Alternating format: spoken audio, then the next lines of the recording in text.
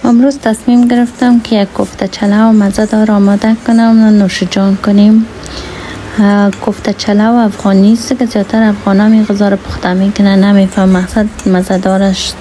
شما یک بار امتحان کنین، البته امتحان کردین دیگه، شاید دیر وقت امتحان نکرده باشین، این ویدیو را ببینین و امتحان کنین، واقعا مزه‌دار بود.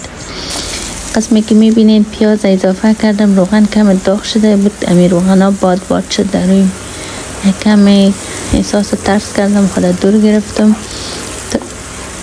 بعد از این امی پیاز اضافه کردم، میره چرخاندم کمک سرخ شدن.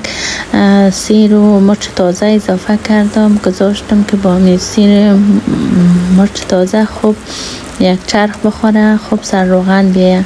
قبل از اینکه من سیر مرچ اضافه کنم بالش کمک آب اضافه کرده بودم، گذاشتم که سر روغن بیایه. اینی مساله است که پودر سیر است و زردچوبه، تخم گشنیج و مقدار نمک اضافه کردم و اینا را همشه چرخاندم و گذاشتم که خوب سر روغن بیایه. زردچوبه که در روغن سرخ شود خوب رنگ خوبشون میگیره، بوی خوبشون میکشه.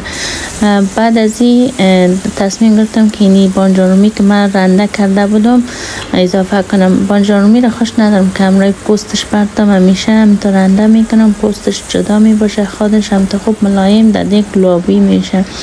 طرفدار رب هم نیستم، من رب استفاده نمیکنم در غذایی که آماده میکنم، بوی رب هیچ خوش ندارم. این هم دان لختی که قبلا تر کرده بودم این را اضافه میکنم. البته امی رب که هست دیگه رنگش خوبش میکنم، ازیش خراب میکنم. من چرا مقصد من خود استفاده نمی کنم، شما که استفاده میکنید نظرتان باز بگوین که مزه میده نمیده. این هم کوفته هاست که من زیاد میگیرم، آماده تیار در یخچال میمانم، اون هر وقتی که دل ما شد به مقدار ضرورت تدیک آماده میکنم. این کوفته هاییست که من قبلا آماده کرده بودم و در یخچال ماندیم، یخ زده بود. برنجم در پولیش دم دادم، برنجم خوبم. تو اول قصد داشتم چلو باشم، باز گفتم نی بیا یک او روغنم جور میکنم، یک مزگه که بویه که خوبش میگیره.